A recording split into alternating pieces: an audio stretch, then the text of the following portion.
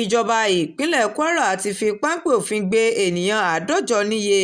tí wọ́n tàpá sí òfin gbálùmọ̀ olóṣooṣù. Àwọn ènìyàn tó ń lọ bíi 150 níye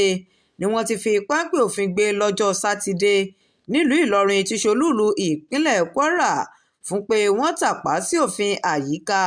lásìkò tí ètò gbálùmọ̀ olóṣooṣù tó máa ń wáyé ní ìpínlẹ̀ ọ̀hún lọ lọ́wọ́. Àwọn wọ̀nyí ni wọ́n ti fojú wọn ba ilé-ẹjọ́ alágbèéká nílùú Ìlọrin tí ilé-ẹjọ́ náà sì ti ṣe ìdájọ́ fún wọn ní ìbámu pẹ̀lú òfin àyíká ní ìpínlẹ̀ ọ̀hún. Kọmíṣánná fún ọ̀rọ̀ àyíká ní ìpínlẹ̀ Kwara, Hajiya Nafisat Bọ́gẹ́, tó fìdí rẹ̀ múlẹ̀ pé àwọn náwó gan àwọn olùgbé ìpínlẹ̀ ọ̀hún lásìkò tí ètò gbálùmọ̀ tó ń lọ lọ́wọ́ ló ti wá ṣe ìkìlọ̀ fún àwọn tí wọ́n fi gbòòrò òfin gbé náà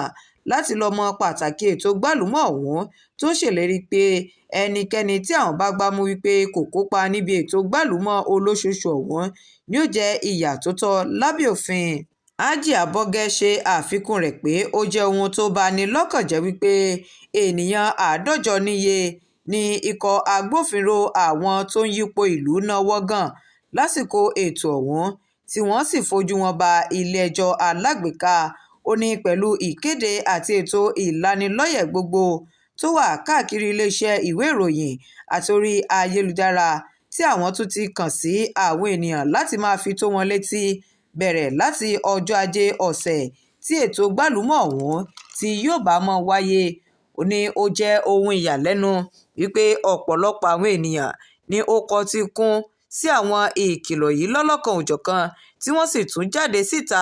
fún òwò káràkátà olójoojúmọ́ wọn tí wọ́n tàpá sí òfin ìjọba léyìí tó ní àwọn kò ní gbà wọlé rárá, tó sọ di mímọ̀ wípé